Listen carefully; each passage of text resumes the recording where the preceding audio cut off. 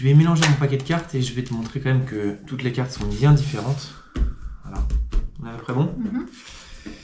Et on va tenter une petite expérience, quelque chose d'assez intriguant avec juste quelques cartes. Je vais prendre déjà 2 cartes pour commencer, je vais les placer sur le côté. Et je vais te les présenter ces 2 cartes-là. Hop. Voilà.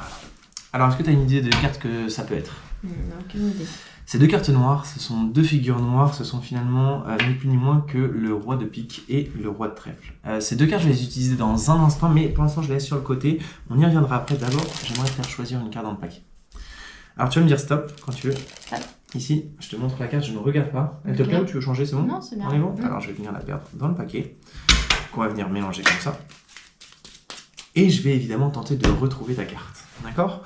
Alors pour l'instant, j'ai aucune information sur ta carte. Je ne sais pas si ta carte elle est rouge, si ta carte elle est noire. Je ne sais pas si c'est une carte assez haute, si c'est une carte faible. Peu importe. Tout ce que je sais par contre, c'est que tu as choisi une carte et qu'elle se trouve quelque part dans le paquet qui est ici.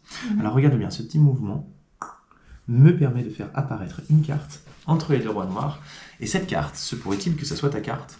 On va le voir tout de suite. Est-ce que ta carte, c'est une carte rouge? Oui. Du carreau? Oui. Alors, ce qui serait intéressant, c'est que ta carte soit le 5 de carreau, c'est ça? Oui.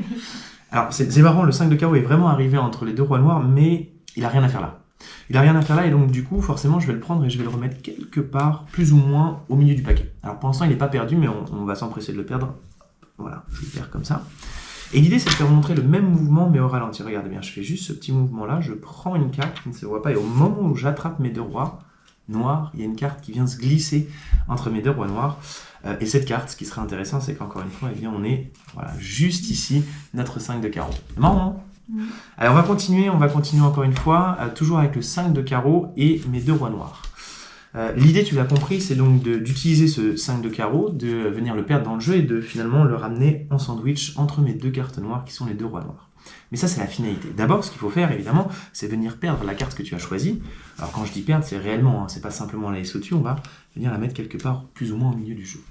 Encore une fois, là, tu pourrais penser que j'ai la possibilité de subtiliser la carte pour venir la mettre entre mes 2 rois noirs, mais on va véritablement la perdre comme ça, et regarde bien, hop, on va venir, hop, la saisir, et la perdre comme ça. Et pourtant, cette fois-ci, on va faire encore plus fort que tout à l'heure. Depuis tout à l'heure, on fait de la téléportation, là, on va faire de la transposition, regarde bien, hop.